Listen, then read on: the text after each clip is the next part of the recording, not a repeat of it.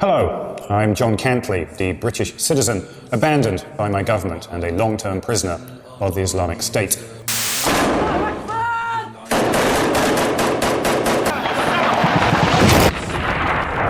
British journalist John Cantlie appears clean-shaven, healthy, seemingly rested and relaxed. Hello, I'm John Cantlie, and today we're on top of the world in Mosul. The Islamic State group has already beheaded 2 U.S. journalists and a British aid worker and threatened to kill another British hostage. I know what you're thinking. You're thinking he's only doing this because he's a prisoner. He's got a gun at his head and he's being forced to do this, right? We, John's family, want to address Islamic State, who are holding him. I want John to know how very proud I am of him.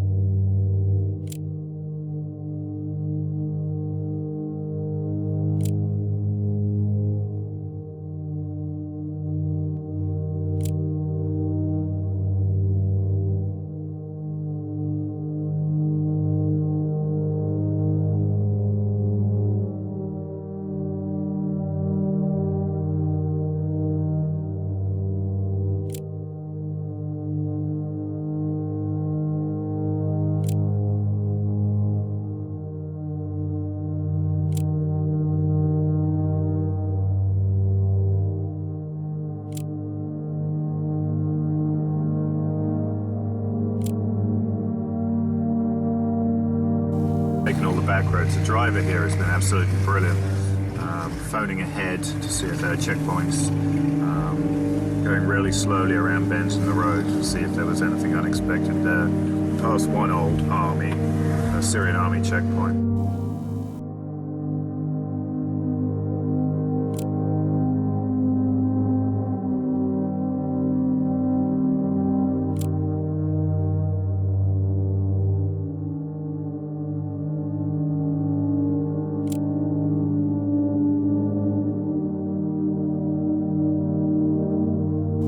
What's your name?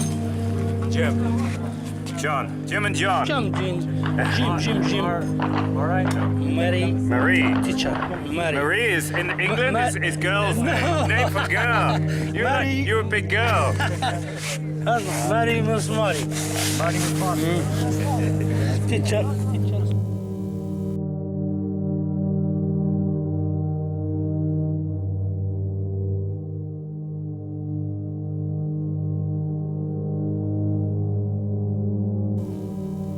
Assad's forces are currently in Idlib, which is only 5 kilometers to our west. We've been trying to get into Idlib for a few days now, but apparently the roads are just there's no way, it's not secure, but we'll keep trying. We've pushed in with a katiba, with several katibas. There's probably about 40 guys here or so.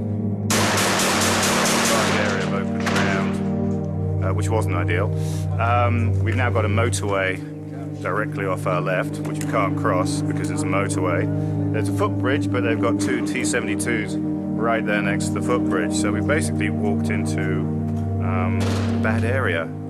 So obviously time for tea and lots of discussion, and where is NATO, and we've only got Kalashnikovs. But certainly so far with this group, this is going nowhere. It's 9:30. So the best thing to do is get out of here as safely as we can.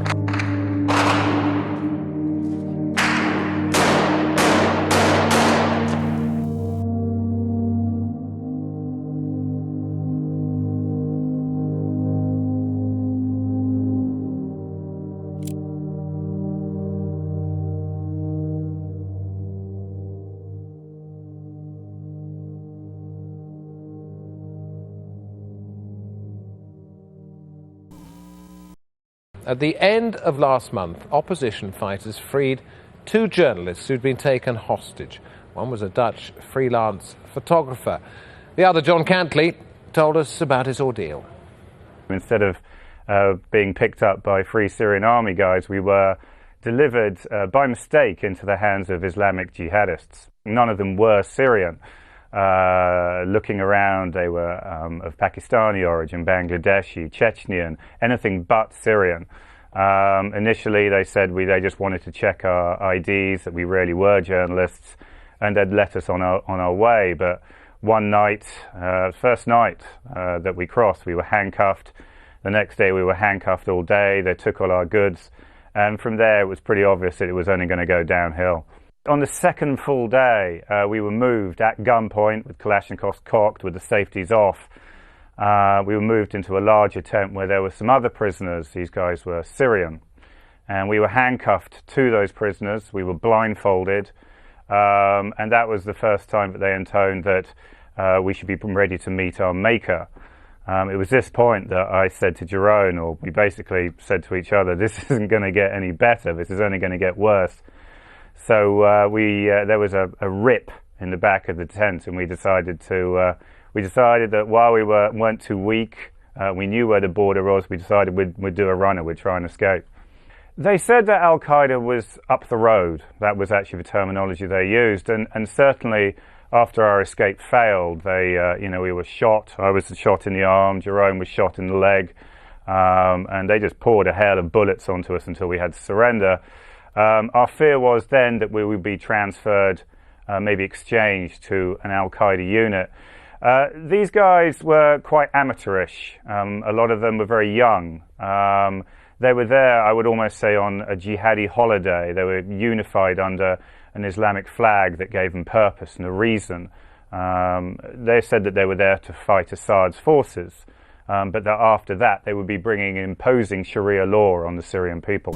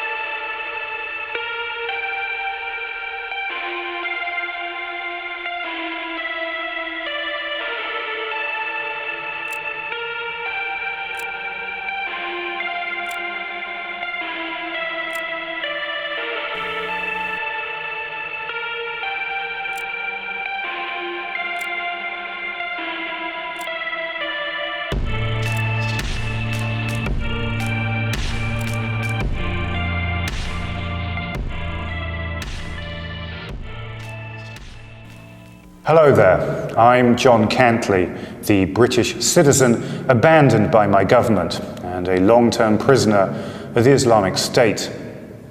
In this program, we'll see how the Western governments are hastily marching towards all-out war in Iraq and Syria without paying any heed to the lessons of the recent past, and how they're using the persuasive approach to lure the public back into the conflict.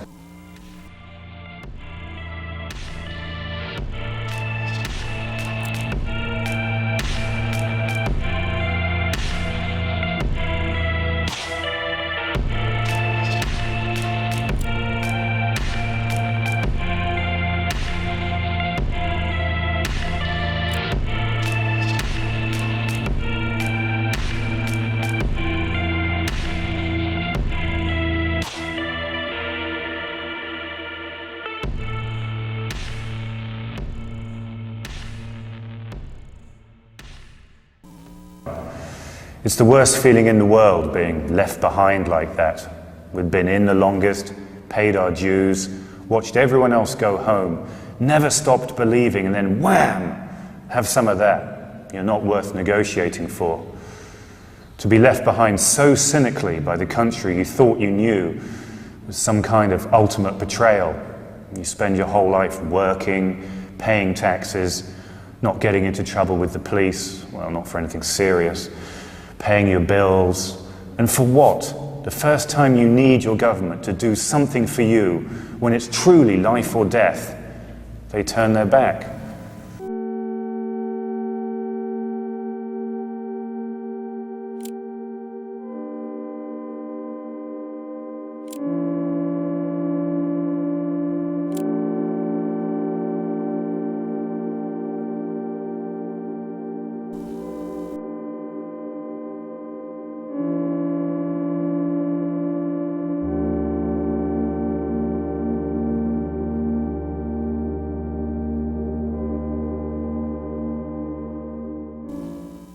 I am Jessica, John Cantlie's sister. I am talking on behalf of the head of the Cantlie family. My father Paul is terminally ill and incapacitated. We, John's family, want to address Islamic State, who are holding him. It is not true to say that there has been no attempt to engage with IS. It is simply not accurate. This is frustrating for all parties, including those who are trying to assist us. We had previously been in contact through a channel started by you, but then this stopped for reasons best known to you.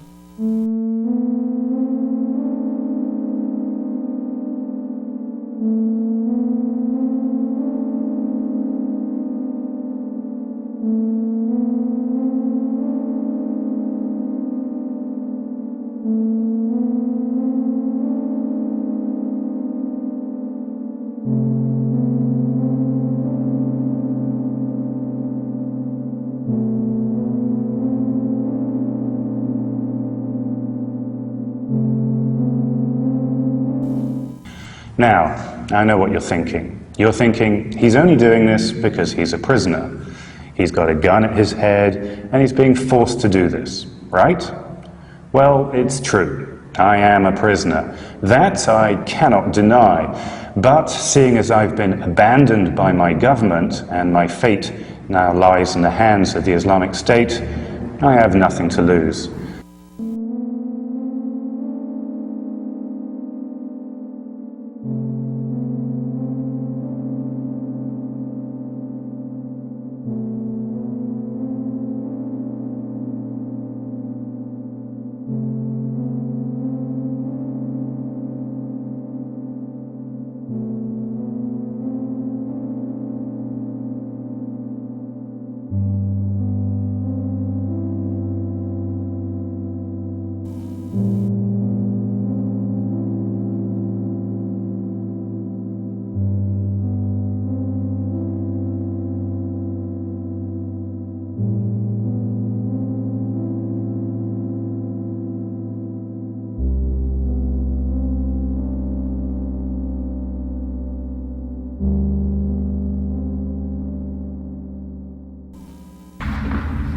Hello, I'm John Cantlie, and today we're in the city of Kobani on the Syrian-Turkish border. That is in fact Turkey right behind me, and we are here in the heart of the so-called PKK safe zone, which is now controlled entirely by the Islamic State. Now, the Western media, and I can't see any of their journalists here in the city of Kobani, have been saying recently that the Islamic State are on the retreat. But the point is, from where I'm standing right now, I can see large swathes of the city. I can even see the Turkish flag behind me. And all I've seen here in the city of Kobani is Mujahideen. There are no YPG, PKK or Peshmerga in sight, just a large number of Islamic State Mujahideen. And they are definitely not on the run.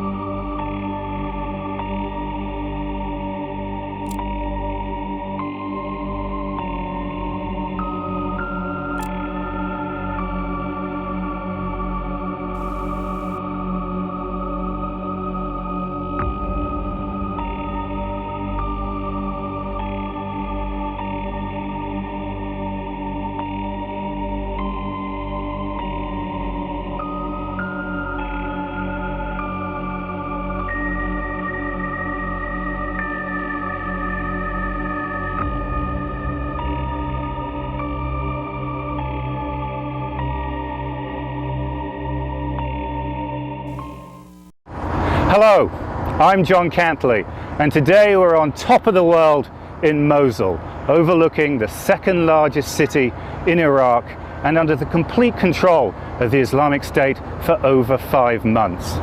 It's the absolute heartland of the Caliphate and home to nearly 2 million people from every walk of life. The media likes to paint a picture of life in the Islamic State as depressed, people walking around as subjugated citizens in chains, beaten down by strict totalitarian rule.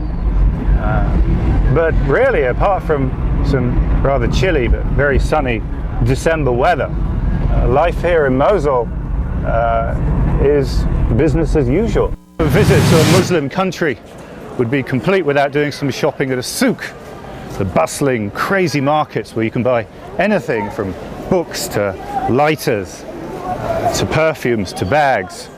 And everywhere you look, everywhere you come here in this old souk, one of the oldest in Mosul, was struck by just how normal and crazy and busy everything is. This is not a city living in fear, as the Western media would have you believe. This is just a normal city going about its daily business. Down here! Over here! Drop a bomb! Try to rescue me again! Do something! Useless! Absolutely useless!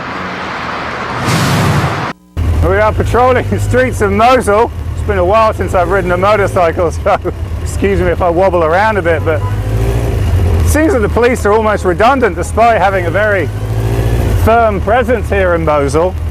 There's really very little crime being committed from what I can see, just people going about their business, and nothing like the police before who would run at the slightest sign of trouble. Anyway, we got to go and patrol now.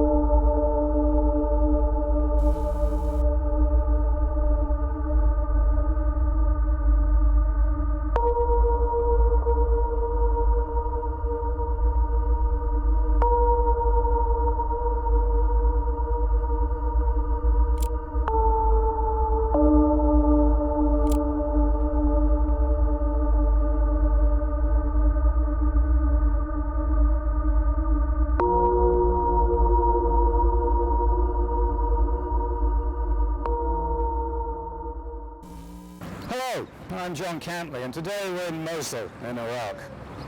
As the war between the Islamic State and the US-led coalition continues, the Americans have launched a surprising new tactic against the Mujahideen. Using their $30 million F-18s and $100,000 missile systems, they've begun targeting not tanks, not trucks, not even the Mujahideen, but Islamic State media kiosks. This used to be one such media kiosk, targeted and destroyed the other day on this busy high street. The kiosks are used to distribute pamphlets and information regarding the Islamic State and serve to expose some of the lies and propaganda the Western media continues to peddle in their never-ending mission to tarnish the image of the Islamic State.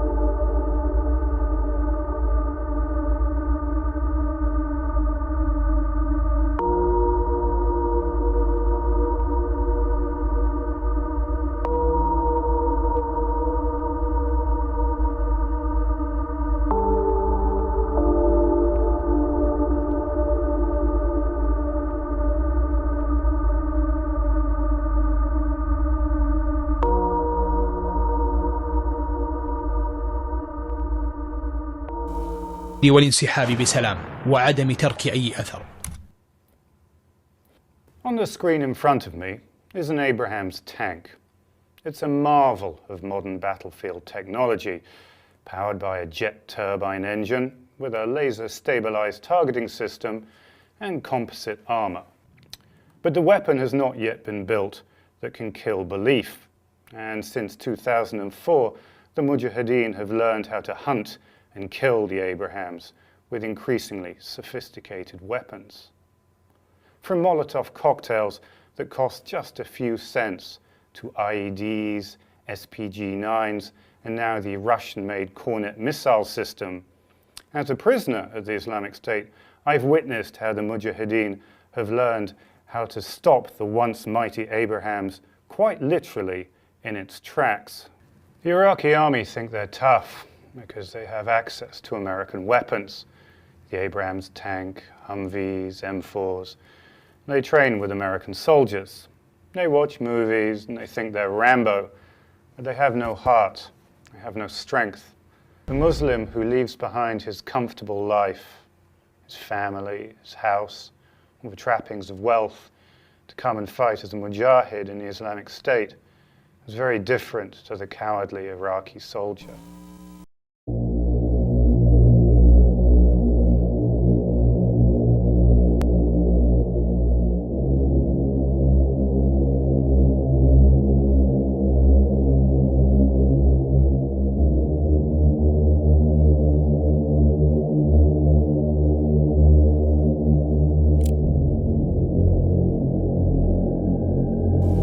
Absolutely on the front line now of the fight here in Mosul.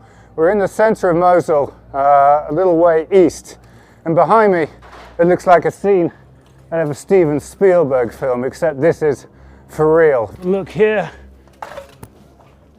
Warning, that's courtesy of the United States, a Hellfire missile which has been dropped in here. This used to be an M16 rifle, but it's not much now. It's not going to do much to anyone now. This is the fight for Mosul. Look at this Humvee, just absolutely destroyed. Nothing else left of it, okay? Just burned out. Look at the turret of this BMP. It's just been blown off the BMP like it's a toy. And look at this bulldozer. This bulldozer is still working. This is going to be useful for the Mujahideen. So, here we are. This used to belong to an Iraqi soldier, but I don't think he's going to be needing it now, huh?